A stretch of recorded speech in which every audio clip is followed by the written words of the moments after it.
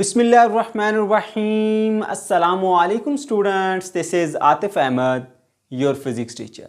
प्यारे बच्चों, आज की इस वीडियो में हम डिस्कस करने जा रहे हैं exercise unit number 4 11th class physics national book foundation.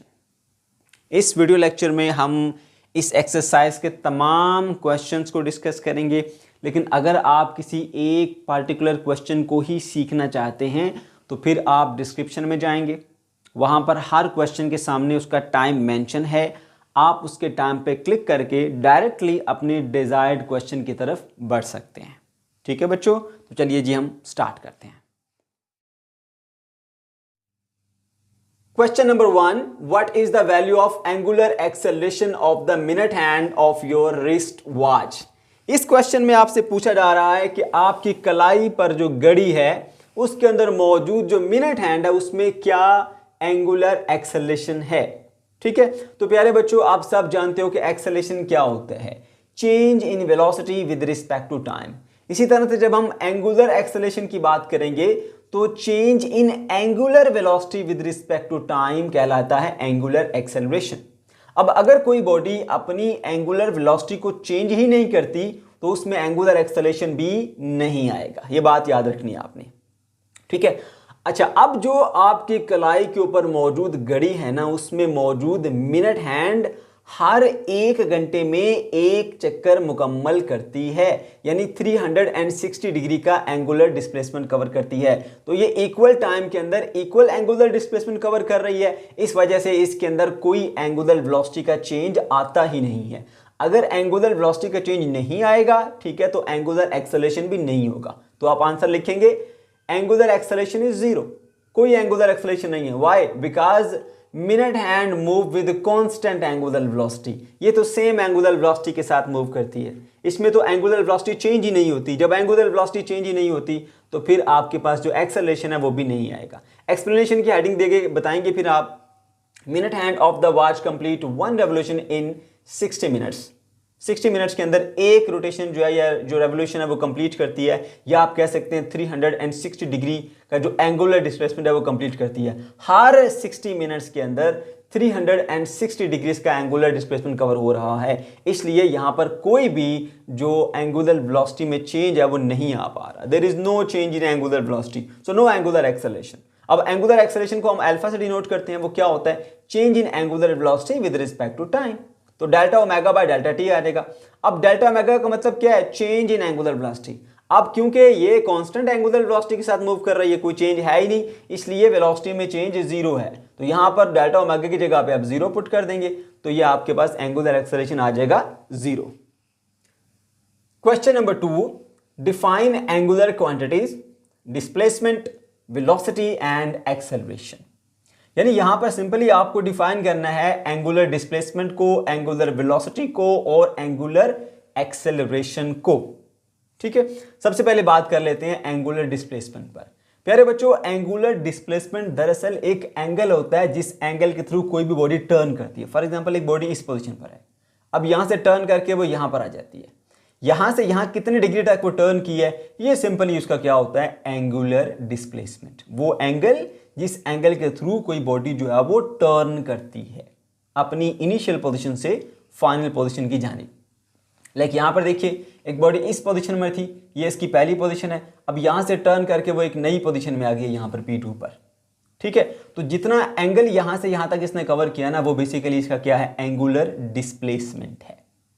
ठीक है, अच्छा, इसको हम एक और तरीके से भी बताते हैं और वो उसे हम कहते हैं जी change in angular position. Angular position में जो चेंज होता है उसको भी हम एंगुलर डिस्प्लेसमेंट कहते हैं।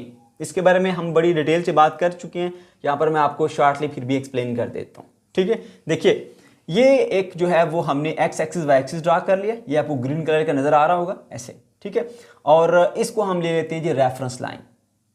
अब बॉडी जो है वो इनिशियली इस पोजीशन पर थी, ये हमारी पोजीशन P1 है, मैंने ऊपर मेंशन किया है इसको, ये P1 पोजीशन है, सही है। इस वक्त ये जो इस रेफरेंस लाइन से एंगल बना रही है वो इसकी एंगुलर पोजीशन है, जिसको हम θ1 कहेंगे। उसके बाद ये इस पोजीशन से चेंज होकर एक नई पोजीशन में आ गई यहाँ पर P2 पर, ये ऊपर देख सकते हैं आप। ठीक है, और इस वक्त जो इसका यहाँ पर रेफरेंस लाइन से एंगल बन रहा है वो है एंगल θ2।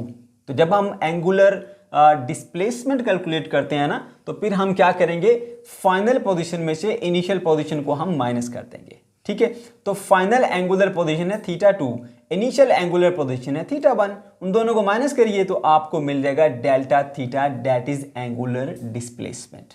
ठीक है, इसलिए हम यहां पर लिखते हैं delta theta is equal to θ2 minus θ1 and that is equal to S/R। ठीक है बच्चों। अच्छा, अब ये किस तरह S/R के इक्वल है, इसको भी हमने डिटेल से एक्सप्लेन किया है। अगर आपको ये सीखना है तो इसी चैप्टर की प्लेलिस्ट में जाके आप एंगुलर डिस्प्लेसमेंट और एंगुलर पोजीशन का लेक्चर जो है वो आप देख सकते हैं। ठीक है, अच्छा उसके बाद फिर हम आ जाते हैं जी एंगुलर वेलोसिटी के ऊपर। बच्चों वेलोसिटी क्या होती है, सिंपल वे में आपको याद होगा जब हमने लीनियर वेलोसिटी को डिस्कस किया था तो हम कहते थे rate of change of linear displacement with respect to time is called linear velocity. बिल्कुल इसी तरह से एंगुलर वेलोसिटी भी है, rate of change of angular displacement with respect to time is called angular velocity. इसको हम ओमेगा से show करते हैं और इसका फॉर्मूला होता है जी delta theta by delta T. Omega यहाँ पर एंगुलर वेलोसिटी है, डेल्टा थीटा कहलाता है जी चेंज इन डिस्प्लेसमेंट, और नीचे जो डेल्टा टी है ये हमारे पास वो टाइम है। ठीक है, so omega is equal to delta theta by delta t. Rate of change of angular displacement with respect to time is called angular velocity. अच्छा बच्चों, उसके बाद फिर थर्ड आ जाता है हमारे पास एंगुलर एक्सेलरेशन। तो जिस तरह से आपने लीनियर मोशन में देखा, जो लीनियर एक्सेलरेशन था वो क्या था, rate of change of linear velocity with respect to time. बिल्कुल इसी तरह से जो एंगुलर एक्सेलरेशन है वो है rate of change of angular velocity with respect to time. So यहां मेंशन किया मैंने, rate of change of angular velocity with respect to time is called angular acceleration and it is denoted by alpha. इसको हम alpha से denote करते हैं, उसका जो यूनिट होता है वो होता है जी हमारे पास रेडियन पर सेकेंड स्क्वायर। ठीक है, अच्छा यहाँ पे इसका फॉर्मूला देखिए, जहां पे हमारे पास लीनियर एक्सेलरेशन था वहां हम लिखते थे A is equal to delta V by delta T. अब ये एंगुलर एक्सेलरेशन है, ए की जगह पर अल्फा आएगा। ठीक है, और लीनियर वेलोसिटी की जगह एंगुलर वेलोसिटी ओमेगा आ जाएगी। So alpha is equal to delta omega by delta T, यानी एंगुलर एक्सेलरेशन बराबर होता है change in angular velocity with respect to time. ठीक है बच्चों।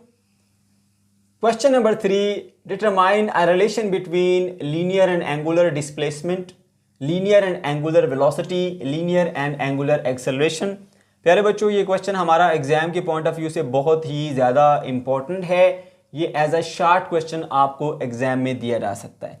एग्जाम में आपको इन तीनों में से कोई भी एक पार्ट दिया जा सकता है। ठीक है, तो चलिए जी स्टार्ट करते हैं। सबसे पहले हम आ जाते हैं जी relation between linear and angular displacement. आज आपको मैं थोड़ा सा डिफरेंट वे में ये समझाऊंगा और बहुत ही आसान सिंपल तरीके से बताऊंगा। ठीक है, अब एक बॉडी लीजिए जो कि सर्कुलर पाथ के ऊपर मूव कर रही है और उस सर्कुलर पाथ का जो रेडियस है वो आर है। ठीक है, और मान लीजिए बॉडी जो है वो कुछ लीनियर डिस्प्लेसमेंट कवर करती है, वो है हमारे पास एस, और कुछ एंगुलर डिस्प्लेसमेंट कवर होता है, वो एंगुलर डिस्प्लेसमेंट है हमारे पास एंगल थीटा। ठीक है, अब हमने लीनियर और एंगुलर डिस्प्लेसमेंट के दरमियान मैथमेटिकल रिलेशन निकालना है।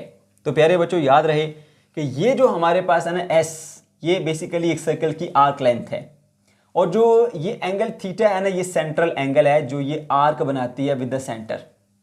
ठीक है, और इस आर्क लेंथ का सेंट्रल एंगल थीटा के साथ एक डायरेक्ट रिलेशन होता है अगर आप आर की वैल्यू चेंज ना करें, यानी एक ही सर्कल के अंदर रहते हुए, एक ही रेडियस के सर्कल के अंदर रहते हुए।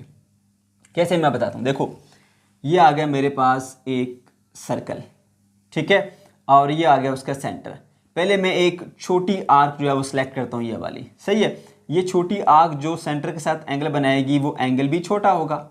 उसके बाद मैं क्या करता हूँ, इस आर्क को एक्सटेंड करके यहाँ तक ले जाता हूँ, यहाँ से लेके यहाँ तक इतनी आर्क है।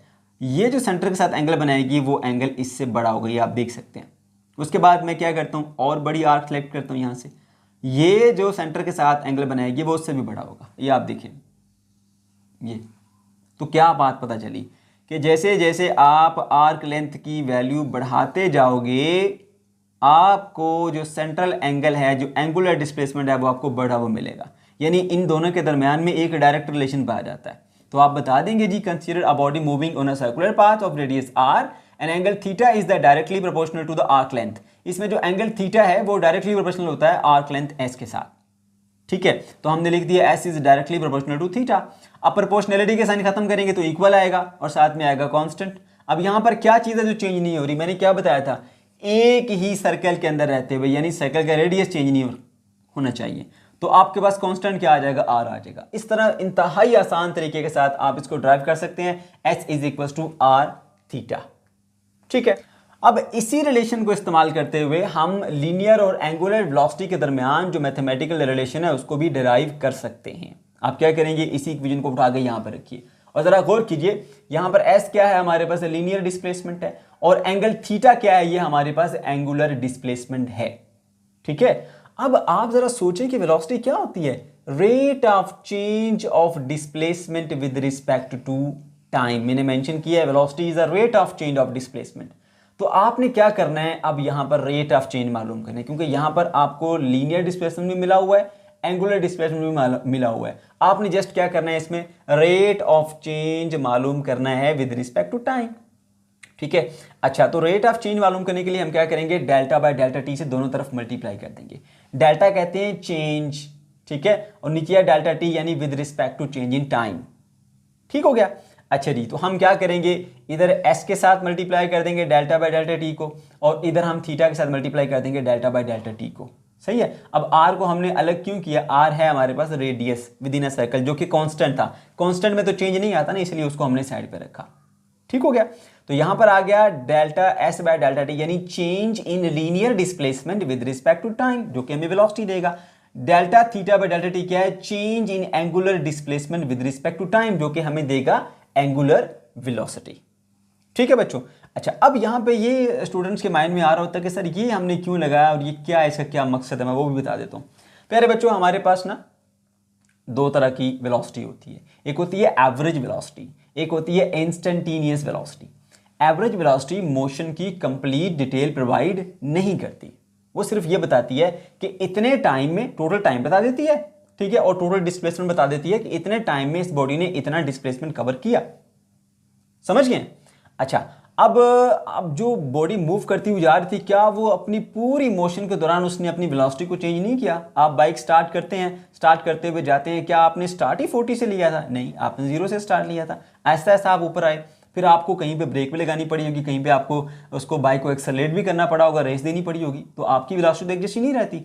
लेकिन आपसे कोई पूछे कि किस वेलोसिटी से है, तो आप एवरेज बता देते हो। अब एवरेज वेलोसिटी जो है वो आपकी मोशन को कंप्लीटली डिस्क्राइब नहीं करती। वो ये नहीं बता सकती कि आप शुरू में रेस्ट पर थे, वो ये नहीं बता सकती कि आप एंड पर जो है रेस्ट पर थे, वो ये नहीं बता सकती कहीं पे आप स्लो हुए थे, कहीं पे आप तेज हुए थे, वो नहीं बता सकती। लेकिन जो इंस्टेंटेनियस वेलोसिटी है ना, ये बताती है इंस्टेंट टू इंस्टेंट कि अब क्या वेलोसिटी है, अभी कितनी वेलोसिटी है, अभी कितनी वेलोसिटी है, इस तरह से। ठीक है, तो ये बेसिकली क्या होता है, ये बेसिकली चेंज इन डिस्प्लेसमेंट होता है विद रिस्पेक्ट टू टाइम, और टाइम की वैल्यू बहुत ही शॉर्ट ली जाती है, वो शॉर्ट इंटरवल ऑफ टाइम लिया जाता है, जो कि 0 के इक्वल तो नहीं होता, बट 0 को अप्रोच करता है, यानी 0 से करीब करीब होता है। इतना शॉर्ट इंटरवल ऑफ टाइम लेंगे और उसके अंदर फिर चेक करेंगे कि इसने कितना डिस्प्लेसमेंट कवर किया। इससे आपको पता चल जाता है कि इस वक्त क्या स्पीड है, इस वक्त क्या स्पीड है, यानी इंस्टेंट टू इंस्टेंट आप उसकी वेलोसिटी को बॉडी की ऑब्जर्व कर सकते हो, इसलिए हम ये अप्लाई करते हैं। ठीक है, तो बच्चों सिंपली मैंने आपको बताया कि ये लीनियर डिस्प्लेसमेंट है, ये एंगुलर डिस्प्लेसमेंट है। हमने लीनियर वेलोसिटी और एंगुलर वेलोसिटी के लिए रिलेशन ड्राइव करना है, तो डिस्प्लेसमेंट से वेलोसिटी कैसे मिलती है, कैसे मिलती है हमें, जब हम डिस्प्लेसमेंट में चेंज मालूम करते हैं विद रिस्पेक्ट टू टाइम। इसलिए हमने दोनों तरफ डेल्टा बाय डेल्टा टी से मल्टीप्लाई कर दिया। फिर ये एवरेज वैल्यू देने वाली थी, तो हमने इंस्टेंटेनियस वैल्यू लेनी है, इस वजह से हम दोनों तरफ लिमिट अप्लाई कर देंगे कि delta T approaches to 0, delta t की वैल्यू बहुत ही स्मॉलर है कि वो अप्रोच करती है 0 को। ठीक है, तो ये हमारे पास बन जाएगा limit delta T approaches to 0, delta S by delta t. आर उसी तरह से रहा। अब आर के ऊपर हमने लिमिट क्यों नहीं अप्लाई की, मैंने बताया ना आपको कि आर कांस्टेंट है, कांस्टेंट में चेंज नहीं आता। ठीक है, तो इस वजह से हमने इसको साइड पर रखा और इस पर लिमिट अप्लाई कर दी, तो ये बन गया limit delta T approaches to 0, delta theta by delta T. अब ये है हमारे पास लीनियर इंस्टेंटेनियस वेलोसिटी का फॉर्मूला, और ये हमारे पास एंगुलर इंस्टेंटेनियस वेलोसिटी का फॉर्मूला। इसको हम v से डिनोट कर देंगे, r एज इट इज आएगा, इसको हम ओमेगा से डिनोट कर देंगे, ये मैंने फार्मूले नीचे मेंशन किए हैं।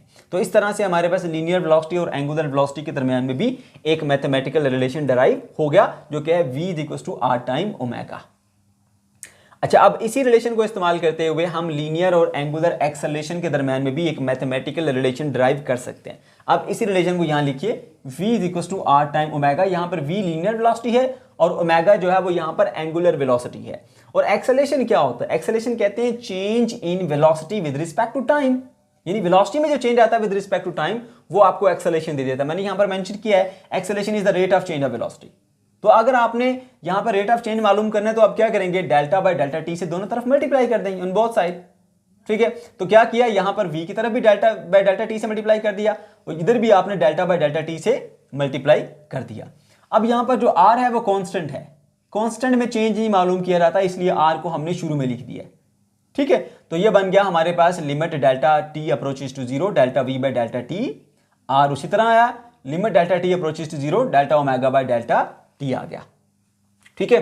तो यहां पर अगेन मैं आपको बता दूं, जैसे यहां पे एवरेज वेलोसिटी और इंस्टेंटेनियस वेलोसिटी होती है, बिल्कुल उसी तरह से एवरेज एक्सेलरेशन और इंस्टेंटेनियस एक्सेलरेशन भी होता है। तो अगर आप इंस्टेंटेनियस एक्सेलरेशन निकालना चाहते हैं तो फिर आपको लिमिट भी अप्लाई करनी पड़ेगी, limit delta T approaches to zero, यानी कि आपने very short interval of time के अंदर चेंज इन वेलोसिटी को मालूम करना है कि इस वक्त कितना चेंज आया है, इस वक्त कितना चेंज आया है, अभी कितना वेलोसिटी में चेंज आया है, ठीक है, ताकि मोशन की कंप्लीट डिटेल आपको मिल सके, इसलिए हम लिमिट अप्लाई कर देते हैं। तो क्या सीखा आपने भाई, ये हमारे पास एक रिलेशन है v equals to R omega, यानी लीनियर वेलोसिटी और एंगुलर वेलोसिटी के दरमियान हमने एंगुलर एक्सेलरेशन और लीनियर एक्सेलरेशन के दरमियान रिलेशन निकालना है। तो वेलोसिटी से एक्सेलरेशन में जाने के लिए क्या करेंगे, उसमें चेंज मालूम करेंगे वेलोसिटी में विद रिस्पेक्ट टू टाइम, इसलिए फिर क्या किया, डेल्टा बाय डेल्टा टी से मल्टीप्लाई कर दिया। ये हमें एवरेज वैल्यू देता है, हमें इंस्टेंटेनियस वैल्यू लेनी है तो हम दोनों तरफ लिमिट अप्लाई कर देंगे delta T approaches to zero, तो आपको यहां पर जो है वो फिर instantaneous value of linear acceleration और एंगुलर एक्सेलरेशन मिल जाएगी। कैसे, ये देखिए,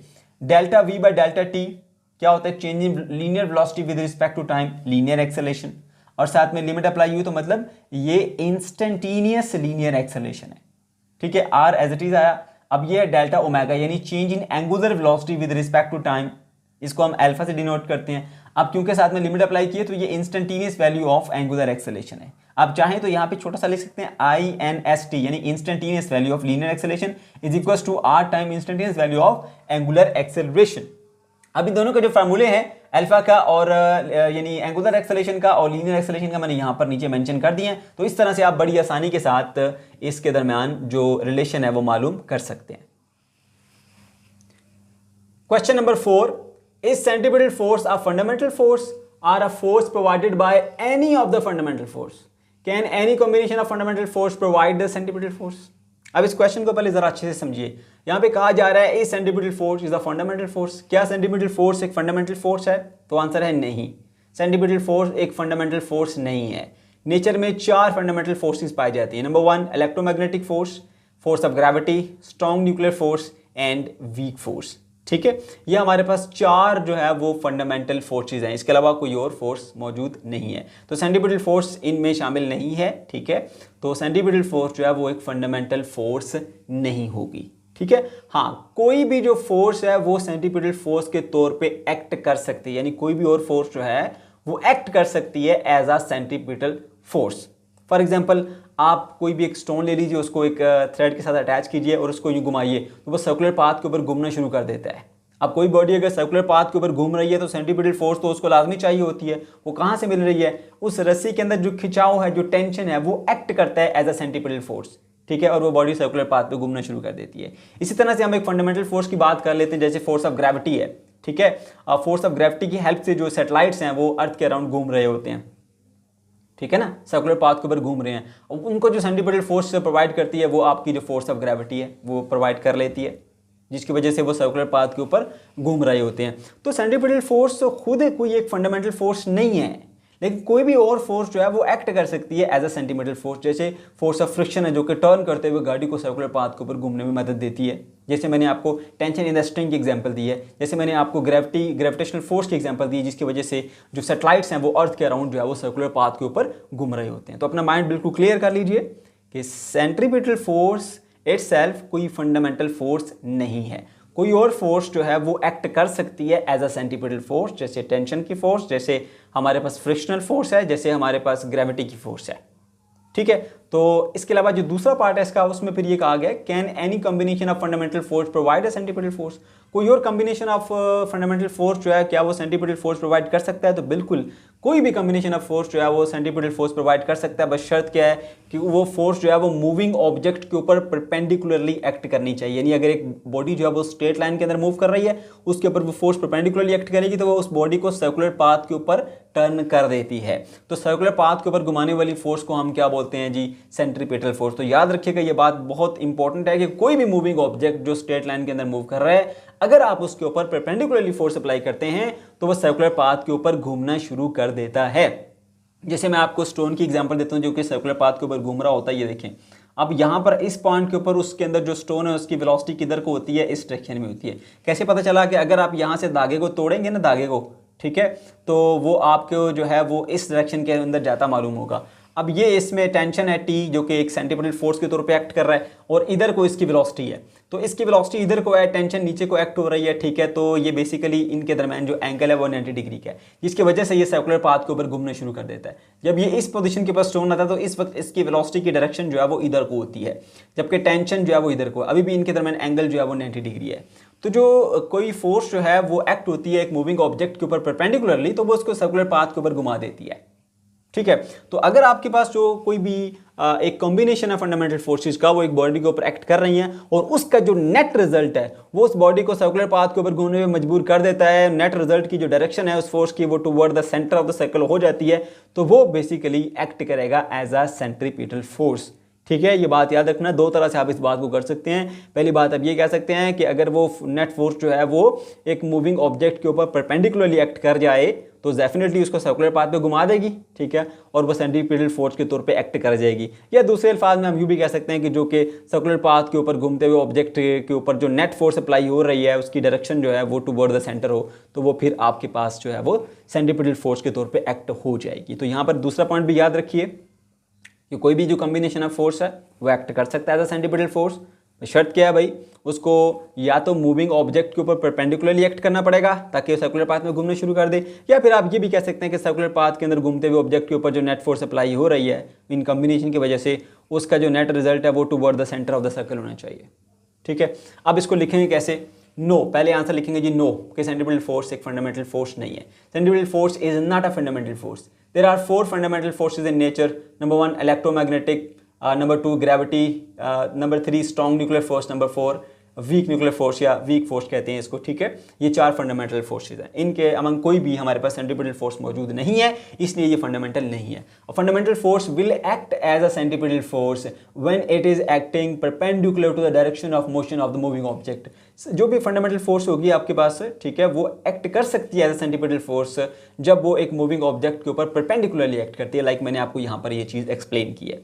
now the object will start moving in a circular path and the force will act as a centripetal force. तो फिर वो ऑब्जेक्ट जो है वो सर्कुलर पाथ के ऊपर मूव करना शुरू कर देगा और वो जो फोर्स है उसकी डायरेक्शन भी टुवर्ड द सेंटर हो जाएगी, और वो फिर हमारे पास जो है वो सेंट्रीपिटल फोर्स के तौर पर एक्ट करेगा, क्योंकि वो बॉडी को सर्कुलर पाथ की तरफ लेकर आ रहा है।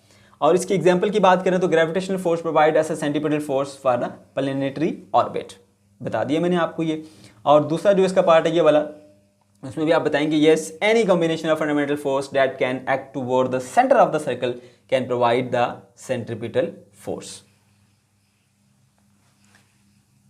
Question number 5. There are generally double tire in heavy vehicles on one side of the axle. Will its moment of inertia be different from that of the single tire? तो answer है बिल्कुल different होगा, क्योंकि बच्चों moment of inertia जो है वो depend कर रहा होता है नंबर 1 मैस के ऊपर एंड नंबर 2 मैस का जो फासला है एक्सिस ऑफ रोटेशन से यानी आर के ऊपर। एम और आर दो चीजों के ऊपर जो है वो डिपेंड कर रहा होता है। जब आपने सिंगल की बजाय डबल टायर यूज कर लिया, ठीक है, तो आपने मैस को इंक्रीज कर दिया। जब मैस इंक्रीज हो गया तो डेफिनेटली यहां पर जो है वो हमारे पास मोमेंट ऑफ इनर्शिया है वो इंक्रीज हो जाएगा, ठीक है। तो आंसर होगा जी yes, moment of inertia of a double tyre will be different from the moment of inertia of the single tyre. Explain करना है फिर हमने इसको बताएंगे जी। हम जानते हैं मोमेंट ऑफ इनर्शिया का फॉर्मूला होता है I is equal to M R का स्क्वायर। एम यहां पर मैस है और आर जो है वो फासला है एक्सिस ऑफ रोटेशन से। हम कंसीडर करते हैं कि भाई दोनों टायर जो है वो हमने आइडेंटिकल लिए हैं, बिल्कुल एक जैसे, यानी कि एक ही तरह के दो टायर हमने लगा दिए, उससे फिर ये होगा कि दोनों का मास भी इक्वल होगा और दोनों का जो मास है फ्रॉम एक्सिस ऑफ रोटेशन वो भी इक्वल डिस्टेंस पर होगा। ठीक है, अच्छा जी, let we have the two identical tyres having the same masses and at the same distance from the axis of rotation. ठीक है, तो फिर दोनों का मोमेंट ऑफ इनर्शिया जो वो भी सेम होगा। पहले का मोमेंट ऑफ इनर्शिया भी mr², दूसरे का मोमेंट ऑफ इनर्शिया भी mr², क्योंकि दोनों के masses भी सेम है और दोनों का एक्सिस ऑफ रोटेशन से जो फासला है वो भी सेम होगा।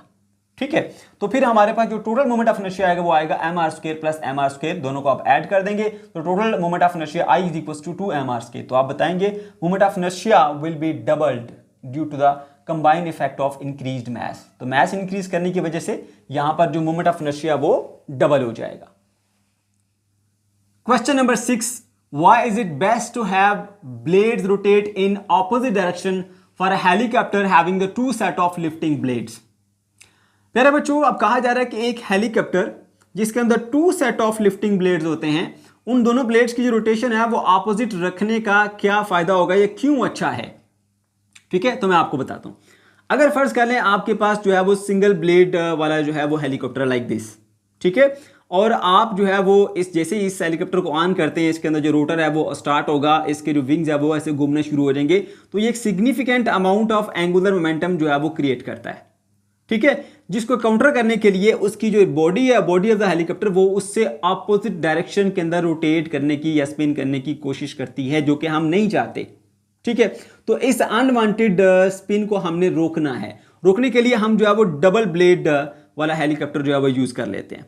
अब ये ऊपर वाला घूमने वाला जो हेलीकॉप्टर है, फर्ज कर लें इसका जो ब्लेड है वो हमारे पास जो है वो क्लॉकवाइज डायरेक्शन के अंदर घूम रहा है, तो ये क्लॉकवाइज डायरेक्शन के अंदर एक एंगुलर मोमेंटम जो है वो significant amount of angular momentum जो है वो क्रिएट करेगा। उससे नीचे जो ब्लेड है ये उसकी ऑपोजिट डायरेक्शन यानी एंटी क्लॉकवाइज डायरेक्शन के अंदर घूमेगा, तो ये एंटी क्लॉकवाइज डायरेक्शन के अंदर एंगुलर मोमेंटम जो है वो क्रिएट करेगा। इसका एंगुलर मोमेंटम इसके एंगुलर मोमेंटम के साथ कैंसिल आउट हो जाएगा और जो बॉडी ऑफ द हेलीकॉप्टर है वो रोटेट होने से या स्पिन होने से बच जाएगी। ठीक है, अच्छा जी, देखिए जरा यहाँ पर, When rotor of the single blade helicopter rotates, जब ये सिंगल ब्लेड का जो हेलीकॉप्टर का जो रोटर है वो रोटेट करता है, यानी इसकी मोटर घूमेगी तो इसका जो फैन है वो चलेगा। It create significant amount of angular momentum in one direction, ये एक डायरेक्शन के अंदर significant amount of angular momentum को क्रिएट कर देता है। As a result body of the helicopter want to spin in opposite direction, तो फिर जो बॉडी ऑफ द हेलीकॉप्टर है वो ऑपोजिट डायरेक्शन के अंदर स्पिन करने की कोशिश करेगी ताकि एंगुलर मोमेंटम को कंजर्व किया जाए। पहले अगर टोटल एंगुलर मोमेंटम जीरो था तो बाद में भी टोटल एंगुलर मोमेंटम जो है वो जीरो ही होना चाहिए। ठीक है, तो अगर इसको जीरो करना है तो फिर इसको ऑपोजिट डायरेक्शन के अंदर घुमाना पड़ेगा, यानी रोटेट होना पड़ेगा, ताकि आपके पास जो मोमेंटम है वो जीरो हो जाए, एंगुलर मोमेंटम, ठीक है, कंजर्व हो जाए। This unwanted body spin in the helicopter can be countered by having the two set of lifting blades rotating in opposite direction. अब एक ऊपर है एक नीचे है, ये दोनों एक दूसरे के साथ ऑपोजिट डायरेक्शन में रोटेट कर रहे हैं। जो एक ये एंगुलर मोमेंटम क्रिएट करेगा, ये दूसरे वाला उसको कैंसिल आउट कर देगा। ठीक है, angular momentum of each set of blade will be cancel out by the other. इसका एंगुलर मोमेंटम फर्ज करें क्लॉकवाइज है तो इसका एंगुलर मोमेंटम एंटी क्लॉकवाइज होगा, वो दोनों एक दूसरे को काउंटर कर देंगे, कैंसिल आउट कर देंगे। In this way helicopter takes off without rotation, तो इस तरह से आसानी के साथ हेलीकॉप्टर जो है वो टेक ऑफ कर सकता है without rotating. Question number 7, if diameter of earth become half and there is no change in mass, what effect will be there on the rotational speed? अब इस क्वेश्चन में पूछा जा रहा है कि अगर अर्थ का जो मैस है उसको चेंज ना किया जाए लेकिन उसका डायमीटर हाफ कर दिया जाए तो उसकी रोटेशनल स्पीड के ऊपर क्या असर पड़ेगा। तो बच्चों अर्थ की जो रोटेशनल स्पीड है वो बढ़ जाएगी। कितना बढ़ जाएगी? 4 गुना बढ़ जाएगी। अब मैं आपको पहले उसकी वजह बताता हूं, उसके बाद इसको प्रूव करके देता हूं। ठीक है, चलिए ध्यान से सुनना आपने। ये आ गई जी हमारे पास अर्थ, ठीक है, और ये आ गया उसका ओरिजिनल डायमीटर d और इसका ओरिजिनल जो रेडियस है उसको हम कह देते हैं जी r, ठीक है, और इसका जो मैस है वो आ गया कैपिटल N। अब कहा जा रहा है कि हमने मैस सेम रखना है और इसका जो डायमीटर है वो हमने हाफ कर देना है। ठीक है, तो अब आपके पास कुछ इस तरह की ये बन जाएगी ऐसे। ठीक है, अब इसका जो डायमीटर है वो d/2 यानी हाफ हो गया, तो जाहिर सी बात है फिर जो रेडियस है वो भी हाफ हो जाएगा, r/2। ठीक है, मैस हमने वही रखना है m। ठीक है, अब कहा जा रहा है जी इसकी जो रोटेशनल स्पीड है उस पर क्या असर पड़ेगा। तो बच्चों पहली बात यहां पर देखिए जो मैस है ना, मैस वो एक्सिस ऑफ रोटेशन से थोड़े ज्यादा फासले पर है, इतने फासले पर। लेकिन यहां पर देखिए जब आपने वही मैस जो है वो उसको बिल्कुल करीब कर दिया है इसके, क्योंकि अब हमारे पास जो डायमीटर है वो हाफ हो गया। अब मैस एक्सिस ऑफ रोटेशन से करीब चला गया। जब मैस एक्सिस ऑफ रोटेशन से करीब चला जाएगा तो उससे होगा क्या, उससे ये होगा कि अर्थ का जो मोमेंट ऑफ इनर्शिया है, मोमेंट ऑफ इनर्शिया आई, उसकी वैल्यू हो जाती है कम। अर्थ का मोमेंट ऑफ इनर्शिया कम हो गया। ठीक हो गया। अच्छा, अब हम जानते हैं कि एक आइसोलेटेड सिस्टम का जो एंगुलर मोमेंटम है वो कंजर्व रहता है, चेंज नहीं होता। अब मान लीजिए कि जो अर्थ है ना वो आपके पास एक आइसोलेटेड सिस्टम है, इसका भी जो एंगुलर मोमेंटम होगा वो कंजर्व होगा। एंगुलर मोमेंटम को हम किससे शो करते हैं जी, एल से शो करते हैं। उसका जो फार्मूला होता है वो होता है हमारे पास आई इंटू ओमेगा, ठीक है, यानी moment of inertia into angular velocity. ठीक है, अब जरा सोचिए ये हमारे पास जो आई और ओमेगा की जो प्रोडक्ट है ना वो कांस्टेंट है।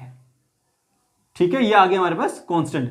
अब अगर यहां पे आप मोमेंट ऑफ इनर्शिया को कम करेंगे तो एंगुलर वेलोसिटी इंक्रीज हो जाएगी ताकि एंगुलर मोमेंटम को कंजर्व किया जाए।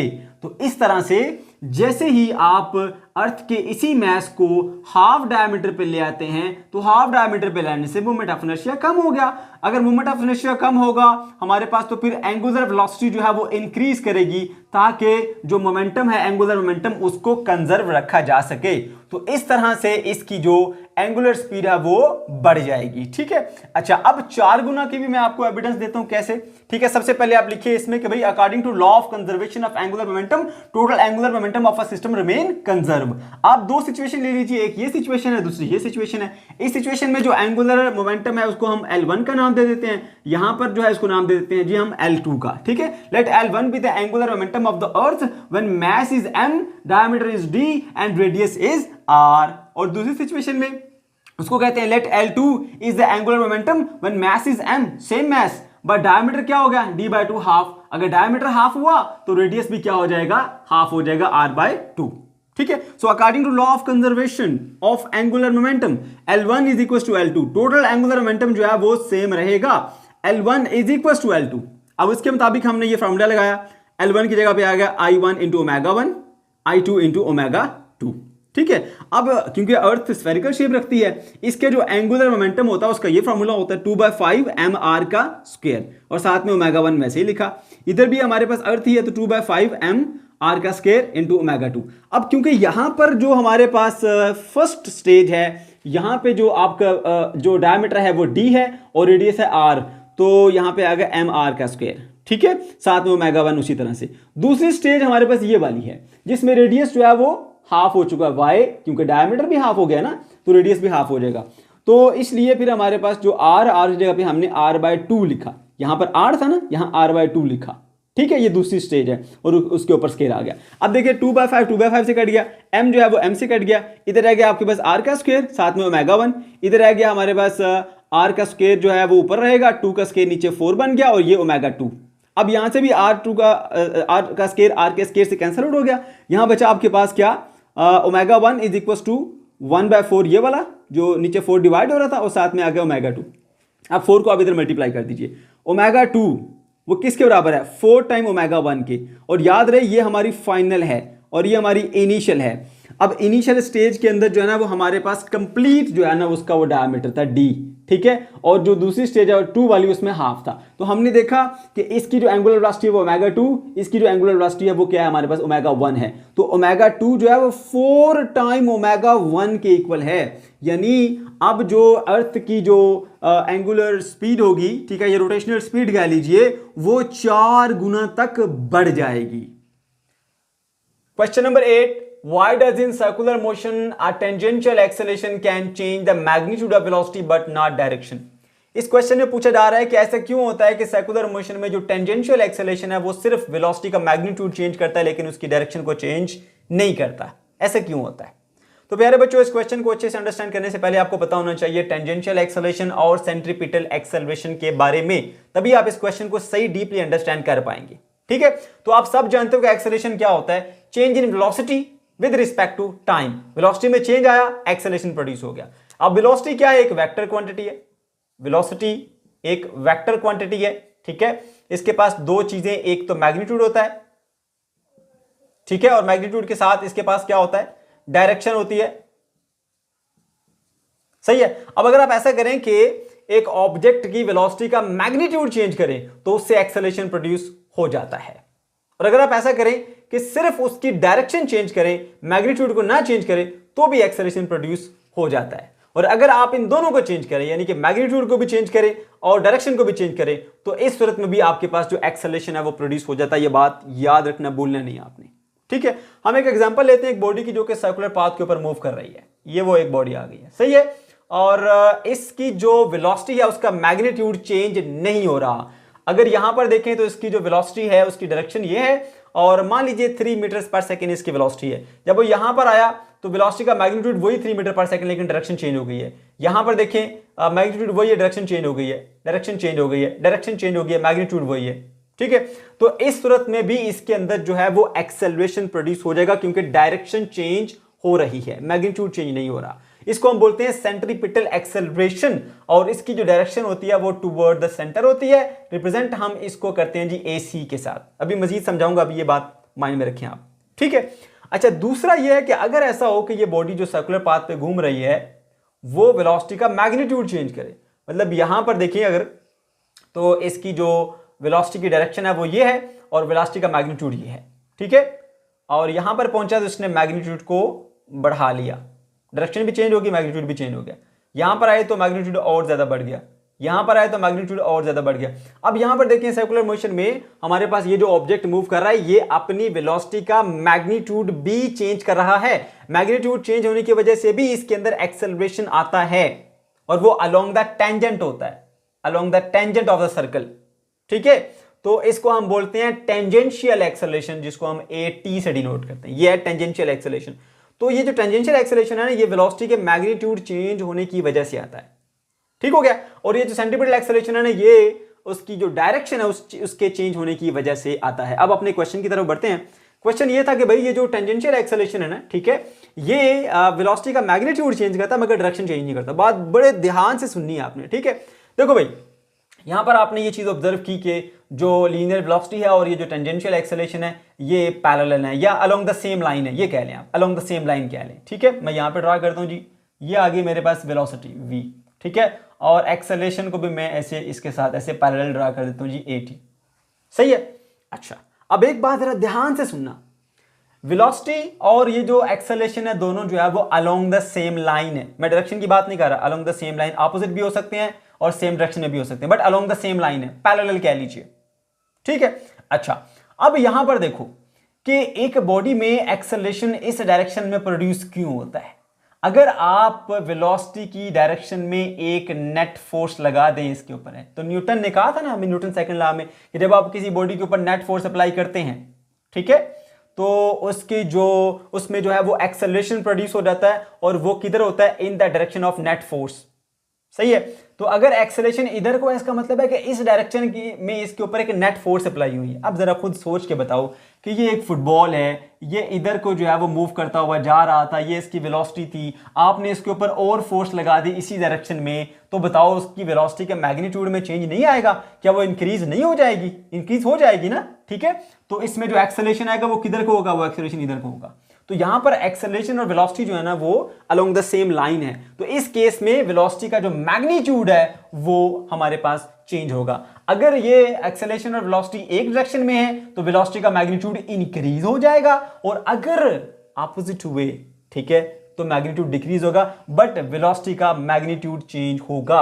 अब यहां पर देखो वेलोसिटी और acceleration along the same line है, तो अंडरस्टूड सी बात है कि ये जो एक्सेलरेशन है ना, ये इसकी जो वेलोसिटी का मैग्नीट्यूड है वही चेंज करेगा। क्लियर हुई बात? अच्छा, अब दूसरी बात है जी इसकी डायरेक्शन चेंज करने में। तो याद रखिएगा, अगर एक ऑब्जेक्ट स्ट्रेट लाइन के अंदर मूव कर रहा है ना, ये इसकी वेलोसिटी की डायरेक्शन है। आप अगर उसके ऊपर परपेंडिकुलर डायरेक्शन में एक फोर्स लगाएंगे तो ही उसके अंदर जो है वो उसकी डायरेक्शन जो है वो चेंज होगी और वो सर्कुलर पाथ के अंदर घूमना शुरू करेगा, अदरवाइज नहीं घूम सकता। हमेशा याद रखो, एक ऑब्जेक्ट जो स्ट्रेट लाइन के अंदर मूव कर रहा है, अगर आप उसके ऊपर परपेंडिकुलरली फोर्स अप्लाई करेंगे तो वो बॉडी जो है वो सर्कुलर पाथ के ऊपर घूमना शुरू कर देगी, ठीक है, तो डायरेक्शन चेंज हो गई ना, सही है। और डायरेक्शन चेंज क्यों हुई? आपने वेलोसिटी के परपेंडिकुलर फोर्स अप्लाई की है ना, तो वेलोसिटी के परपेंडिकुलर फोर्स अप्लाई किए तो न्यूटन ने क्या कहा था कि जिस तरफ नेट फोर्स होगी उसी तरफ को एक्सेलरेशन होगा। अब नेट फोर्स लगी है वेलोसिटी के परपेंडिकुलर और वो डायरेक्शन को चेंज करती है और उसके अंदर जो एक्सेलरेशन आएगा वो भी फिर इसी वजह से हम इस डायरेक्शन में लेते हैं टुवर्ड द सेंटर, और ये सेंटीपिटल एक्सेलरेशन है। तो ये यहां पर आप देख सकते हैं कि ये जो सेंटीपिटल एक्सेलरेशन होता है ना, ये रिस्पॉन्सिबल होता है इसकी डायरेक्शन को चेंज करने के लिए, ठीक है। जो ये वाला है ना, ये टेंजेंशियल एक्सेलरेशन, ये इसकी डायरेक्शन को चेंज नहीं करता, ये वेलोसिटी का मैग्नीट्यूड चेंज करता है, ठीक हो गया। क्योंकि डायरेक्शन चेंज करने के लिए जरूरी है कि वेलोसिटी के परपेंडिकुलरली फोर्स अप्लाई करो।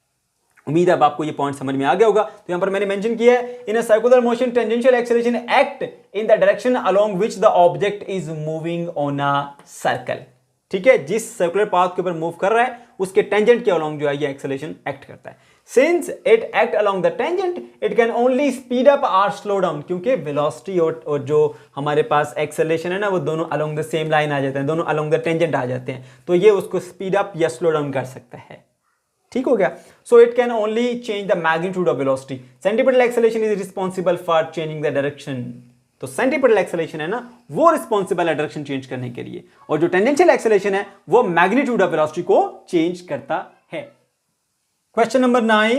Why does usually the value of artificial gravity is smaller than 9.8 meters per second square? इस क्वेश्चन में पूछा जा रहा है कि ऐसा क्यों होता है कि आर्टिफिशियल ग्रेविटी की जो वैल्यू है वो 9.8 मीटर्स पर सेकंड स्क्वायर से कम होती है, जो कि अर्थ की ग्रेविटी है, ठीक है। तो बच्चों, अगर आप स्पेस स्टेशन में 9.8 मीटर पर सेकंड वाली जो ग्रेविटी है वो प्रोड्यूस करना चाहते हैं, तो उसके लिए फिर आपको स्पेस स्टेशन को बहुत फास्टली स्पिन करना पड़ेगा, घुमाना पड़ेगा हाई वेलोसिटी के साथ, जो कि उसकी अपनी स्ट्रक्चर के लिए भी सेफ नहीं है, ठीक है, और उसके अंदर जो लोग मौजूद है, जो काम कर रहे हैं, उनकी हेल्थ के लिए भी वो ठीक नहीं है। और हमारा मकसद वहाँ पर स्पेस स्टेशन में अर्थ की जैसी जो ग्रेविटी है वो प्रोड्यूस करना नहीं है, बल्कि सिर्फ हमने वहाँ पे जो वेट की सेंसेशन है ना वो प्रोड्यूस करनी होती हैं, ताकि हम आसानी से काम कर सकें, ठीक है। इसलिए कहा जाता है to produce artificial gravity equal to 9.8 metre per second square, space station has to spin very fast which is not safe because it would apply too much stress on the structure of the space station and health of a person inside may also be disturbed. Artificial gravity is not aimed to replicate the earth gravity but just to provide the sensation of weight, ठीक है। इसके अलावा दो और भी बातें हैं, ठीक है। नंबर 1 कि जो वैल्यू होती है ना आर्टिफिशियल ग्रेविटी की, अगर आप उसको लो रखते हैं तो आसानी से आप उसको अचीव कर सकते हैं, मतलब इजीली आप उसको अचीव कर सकते हैं। और दूसरा, मैंने आपको पहले बताया कि ह्यूमन बॉडी जो है ना उसके अंदर वो भी सेफ रहेगी, उसको कोई नुकसान नहीं पहुंचेगा। दूसरा ये कि अगर आप जो है वो small value of artificial gravity रखते हैं तो उसको फिर घुमाने के लिए जो एनर्जी रिक्वायर्ड है वो भी कम चाहिए होगी, और जो आपके एनर्जी के रिसोर्सेज हैं वो लॉन्ग टाइम तक चल सकेंगे, ठीक है बच्चों। Question number 10. Why is gyroscope used in aeroplanes? Aeroplanes के अंदर जायरोस्कोप का इस्तेमाल हम क्यों करते हैं? प्यारे बच्चों, जायरोस्कोप एक डिवाइस है जो स्पिनिंग डिस्क पर मुश्तमिल होती है, ठीक है। इसका हम इस्तेमाल करते हैं जी, एक तो स्टेबिलिटी हासिल करने के लिए, दूसरा ओरिएंटेशन मालूम करने के लिए। अगर आपने देखा हो तो कुछ एडवांस लेवल के बाइक्स हैं जो अगर जाते हुए थोड़ा सा किसी से टकरा भी जाएं तो वो गिरते नहीं हैं, दोबारा से ऐसे ऐसे होके वो संभल जाते हैं। बेसिकली उनकी बेस में इस्तेमाल होता है ये जायरोस्कोप, जो उनको गिरने से बचाता है। अगर कहीं से थोड़ी सी टक्कर लग भी जाए तो दोबारा से उनको वो स्टेबल कर देता है। तो स्टेबिलिटी हासिल करने के लिए हम इस जायरोस्कोप का इस्तेमाल करते हैं। दूसरा, हम इससे ओरिएंटेशन मालूम करते हैं। तो इसी पर्पजेस के लिए हम इसको यहाँ पर भी इस्तेमाल करेंगे एरोप्लेन में, ठीक है। अच्छा, तो एरोप्लेन में ना हम बेसिकली उसकी ओरिएंटेशन मालूम करने के लिए इसका इस्तेमाल करते हैं कि हमारा प्लेन ऊपर जा रहा है, नीचे आ रहा है, राइट जा रहा है, लेफ्ट जा रहा है। इसका इस्तेमाल होता है हॉरिजॉन के अंदर, जो कि एरोप्लेन में होता है, जिसे देख के जो पायलट है वो अंदाज़ा लगाता है कि मैं किस तरफ जा रहा हूँ, राइट जा रहा हूँ, लेफ्ट जा रहा हूँ, ऊपर जा रहा हूँ, नीचे आ रहा हूँ, क्या किधर जा रहा हूँ, ठीक है। अच्छा जी, तो यहाँ पर आप देख सकते हैं ये हमारे पास इसकी एक डायग्राम है। इसको मैं आपको एक्सप्लेन करता हूँ ताकि आपको एक आइडिया मिले कि आखिर ये जो जायरोस्कोप है वो किस तरह से हेल्प करता है एक पायलट को, कि वो देख के बता सके कि मैं ऊपर जा रहा हूँ, नीचे जा रहा हूँ, राइट जा रहा हूँ या लेफ्ट जा रहा हूँ, ठीक है। अच्छा, अब देखिए यहाँ पर ये दो सर्कल आपको नजर आ रहे होंगे, एक ये बड़े वाला और एक इसके अंदर ये छोटे वाला। इसके अंदर दो लेवल हैं, एक ये लेवल है और एक ये लेवल है, ये जो आपको स्ट्रेट लाइंस नजर आ रही हैं, ठीक है। इसके अलावा यहाँ पर देखें ये इसके टर्निंग वाले भी दो पॉइंट, एक ब्लैक और एक ब्लू, समझ गए। अच्छा, अगर तो आपका प्लेन जो है वो ऐसे या ऐसे नहीं हो रहा, बिल्कुल सीधा जा रहा है ऐसे, ठीक है, तो इसकी ये वाली जो ब्लू है और जो ब्लैक है ये बिल्कुल आमने सामने होंगी, ठीक है। जो इस चीज़ को बताएगी पायलट को कि आपका ना तो राइट साइड पे बेंड हुआ है प्लेन, ना ही आपका प्लेन लेफ्ट साइड पे बेंड हुआ है, ठीक है।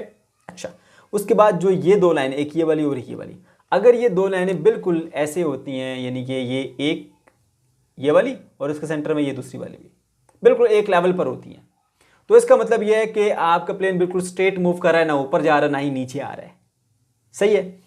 अब ये अगर ऐसे है और ये वाली दोनों भी बिल्कुल इस तरह आमने सामने, इसका मतलब ये है कि भाई आपका जो प्लेन है ना इस वक्त वो बिल्कुल सीधा जा रहा है, ना इस तरफ को बेंड है ना इस तरफ को बेंड है, और ना वो ऊपर जा रहा है ना वो नीचे आ रहा है, बिल्कुल ऐसे सीधा सीधा मूव कर रहा है। लेकिन जैसे ही आप ऊपर की तरफ जाते हैं तो ये जो लाइन है ये नीचे आ जाती है, ये नीचे आ जाती है, ये ऊपर हो जाती है, तो जो इस चीज़ को इंडिकेट करती है कि अब आपका जो प्लेन है ना वो ऊपर की तरफ उड़ रहा है। इसको देख के पायलट जो है वो अंदाज़ा लगा लेता है, ठीक है। और यहाँ पर स्केल भी होता है, मैंने लाइंस शो की हैं थोड़ा सा ताकि आपको आइडिया हो सके कि कितना इसमें फ़र्क आ रहा है, उससे देख के वो अंदाज़ा लगा लेता है कि इस वक्त हम इतनी हाइट पर हैं, ठीक है। अच्छा, उसके बाद फिर ये है कि अगर आप ऊपर से नीचे की तरफ आ रहे हो, ठीक है, नॉर्मल में तो ये था ना जब आप बिल्कुल स्ट्रेट मूव कर रहे हो, ना राइट ना लेफ्ट ना ऊपर ना नीचे, स्ट्रेट, तो ये दोनों भी आमने सामने होती हैं और ये दोनों भी बिल्कुल इस तरह से एक लाइन के साथ यूँ मैच कर रही होती हैं। जब आप ऊपर से नीचे आते हैं तो फिर इसका ऑपोजिट हो जाएगा, ये लाइन आपको ऊपर दिखाई देगी, वो वाली नीचे दिखाई देगी, ये ऊपर चली जाएगी और ये नीचे। इसके ऊपर भी यहाँ पे ऐसे स्केल होता है जिसको देख के आपको पता चल जाता है कि अब हम कितना नीचे, यानी किस एंगल तक नीचे की तरफ जा रहे हैं, ये कितना नीचे की तरफ जा रहे हैं हम, ठीक है। अच्छा, तो इसको देख के पायलट को आइडिया हो गया, अब उसने राइट या लेफ्ट तरफ उसको बेंड करना है, तो उससे कैसे पता चलेगा आपको। अब देखें, जब उसने एक तरफ को बेंड करना है, ठीक है, तो उस वक्त जो है ना आपको ये दिख रहा होगा, अब ये जा स्ट्रेट रहा है, ये लाइन आपको बिल्कुल मतलब ये बिल्कुल ऐसे स्ट्रेट जा रहा है, नीचे को या ऊपर को नहीं जा रहा, जहाँ वो स्ट्रेट रहा है, लेकिन उसने राइट या लेफ्ट तरफ को ऐसे बेंड करना है, अपना जो विंग है इधर वो या इधर ऐसे मुड़ना है इधर को, तो वो कैसे पता चलेगा, जब वो इधर को या इधर को मुड़ेगा तो ये दोनों हट जाएंगी, बल्कि यहाँ से टर्न करके ये पॉइंट आपको यहाँ पर दिखाई देगा, जिसको देख के आपको अंदाजा हो जाएगा कि इस वक्त जो है ना वो आपका जो प्लेन है वो राइट या लेफ्ट किस तरफ को जा रहा है। इसी तरह से यहाँ पर देखिए दूसरी तरफ भी आपको दिखा सकता हूँ, अगर ऊपर नीचे नहीं जा रहा, सिर्फ राइट लेफ्ट बेंड करता है, तो आपके पास दो सिचुएशन है, एक ये सिचुएशन है जो कि लेफ्ट बैंक में आपको दिखाई देगी, और ये एक सिचुएशन है जो कि आपको राइट बैंक में आपको दिखाई देगी। ये जो चीज़ें मैं आपको बता रहा हूँ ये सिर्फ और सिर्फ आपकी इन्फॉर्मेशन के लिए, अगर आप इसको लिखना चाहें बनाना चाहें तो अच्छी बात है, नहीं बनाना चाहते तो कोई मुश्किल बात नहीं, आप सिर्फ ये बात बताएं जायरोस्कोप है क्या, इसका मकसद क्या है, और एरोप्लेन में हम इसको क्यों इस्तेमाल करते हैं। दो पर्पज होते हैं, एक तो पायलट को ये हेल्प करता है ये जानने के लिए कि भाई हमारी ओरिएंटेशन क्या, हम ऊपर जा रहे हैं नीचे जा रहे हैं राइट जा रहे हैं लेफ्ट जा रहे हैं, ठीक है, और दूसरा ये स्टेबिलिटी को प्रोवाइड करता है। Question number 11, how the rotation of flywheel helps to even out the power delivery from the engine. अब इस क्वेश्चन को पहले अच्छे से समझिए। इस क्वेश्चन में कहा जा रहा है कि जो फ्लाई व्हील होता है ना वो किस तरह से हेल्प करता है रोटेशंस को कंटिन्यू करने में, इवन जबकि आपको इंजन से कोई पावर नहीं भी मिल रही होती फिर भी ये रोटेट कर रहा होता है। ऐसा कैसे होता है, ठीक है। तो प्यारे बच्चों, ये जो फ्लाई व्हील है ना ये इंजन के साथ अटैच होता है और उसको इस तरह से डिज़ाइन किया जाता है कि इसके जो आउटर एजेस है यहाँ पर ज़्यादा मैस रखा जाता है।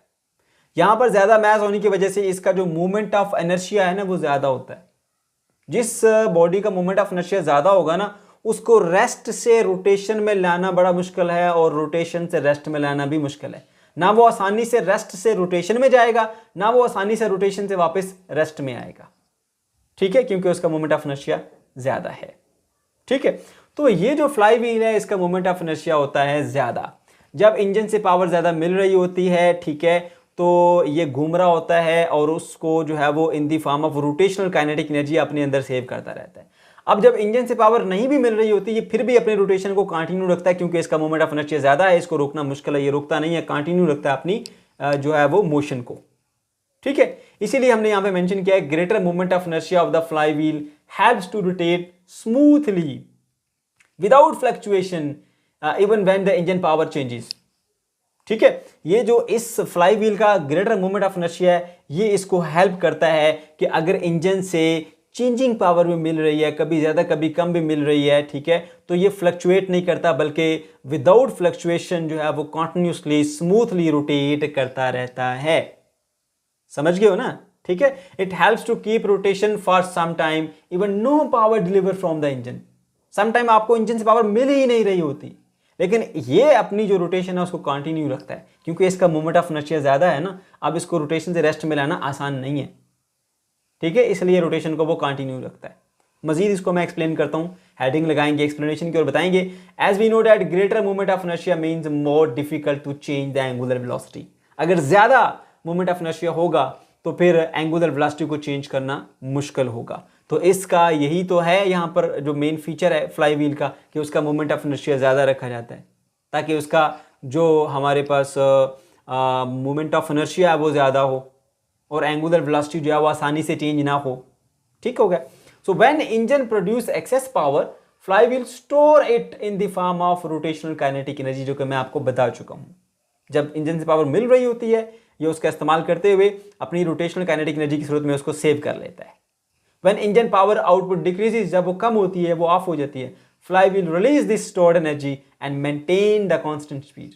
उस सूरत में फिर वो जो एनर्जी स्टोर की हुई थी रोटेशनल काइनेटिक एनर्जी, उसको रिलीज करता है और वो इसी तरह से अपनी रोटेशन को कंटिन्यू रखता है। So in this way it will help to get smooth rotation. इस तरह से वो स्मूथली रोटेट करता रहेगा। अब चाहे इंजन कभी पावर दे या कभी रोक ले, या कभी ज़्यादा करे या कभी कम करे, वो स्मूथ रोटेशन जो है ना वो अपनी कंटिन्यू रखेगा। इसी वजह से हम जो है वो इस फ्लाई व्हील को आउटर एज से हैवी बनाते हैं, ताकि इसका मोमेंट ऑफ इनर्शिया ज़्यादा हो और ये अपनी जो एंगुलर वेलोसिटी है उसको आसानी से चेंज ना कर पाए और उसको मेंटेन रखे। ठीक है बच्चों।